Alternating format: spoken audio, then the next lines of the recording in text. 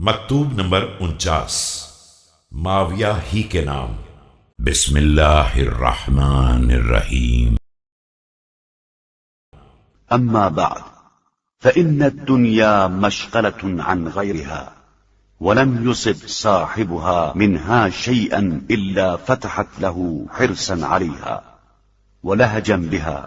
اما بعد، دنیا آخرت سے روگرداں کر دینے والی ہے، اور اس کا ساتھی جب بھی کوئی چیز پا لیتا ہے تو اس کے لیے حرص کے دوسرے دروازے کھول دیتی ہے۔